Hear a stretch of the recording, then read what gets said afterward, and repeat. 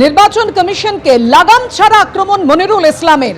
মনিরুল ইসলাম এবার কিভাবে আক্রমণ শানিয়েছেন, কি বলেছেন তিনি দেখুন। মানুষকে শান্তিতে বাঁচতে দিবে না, মানুষকে দড়িয়ে নিয়ে বেড়াচ্ছে।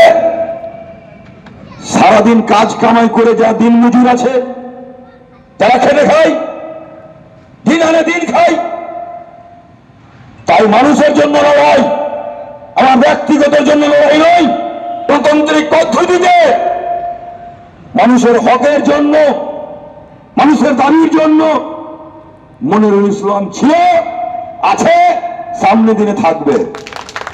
আর বেশি কিছু বললে ধর ভাইরাল হয়ে যাচ্ছে নাকি, চিন্তা করার কিছু নেই। মনিরুল ইসলাম যখন আছে, কোন লোককে চিন্তা করার নাই।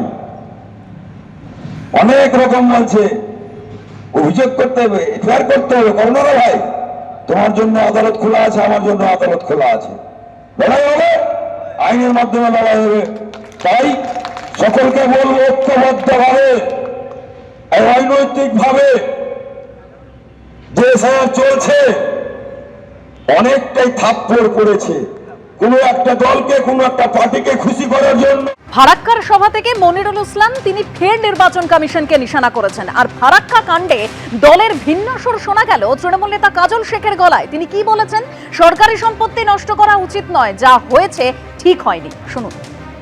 তো আমার ব্যক্তিগত মতামত, যেগুলো সমীচীন নয়, যে ভাঙচুর করা, রাজ্য সরকারের প্রপার্টি নষ্ট করা, রাজ্য সরকারের প্রপার্টি নষ্ট করা, কে করছে সেটা আমি দেখিনি, এখনো পর্যন্ত আমার চোখে আসেনি।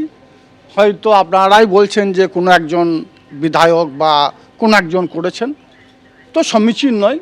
আমি বলবো সারা বাংলায় যে একটা সুশাসন আছে, মমতা বন্দ্যোপাধ্যায়ের প্রশাসন যেভাবে বাংলার পরিবর্তন ঘটিয়েছে, বাংলায় কাটাকাটি, খুনোখুনি, রাহাজানি বাদ দিয়ে বাংলার মানুষ উন্নয়নের পথে হাঁটতে শিখেছে। শাসক দলের বিধায়ক বলেই কি মনিরুল ইসলামকে ছুঁতে পারে না পুলিশ? কি প্রশ্ন তুললেন বিরোধী দলের নেতারা। কি বলেছেন সজল ঘোষ, কি বলেছেন অধীর রঞ্জন চৌধুরী। পরপর রাজনৈতিক দূরদৃষ্টি ভালো দেখতে পাচ্ছে, ও নিজের ভবিষ্যৎ দেখতে পাচ্ছে, ও নিজের ভবিষ্যৎ দেখতে পাচ্ছে এবং নিজের ভবিষ্যৎ বুঝতে পারছে, তাই ও এই কথা বলছে। যেটা ও আজকে বলছে, আগামী দিন বাকিরাও তাই বলবে। ঠিক প্রশাসনের বাবার ক্ষমতা আছে মনিরুলের বিরুদ্ধে এফআইআর করবে?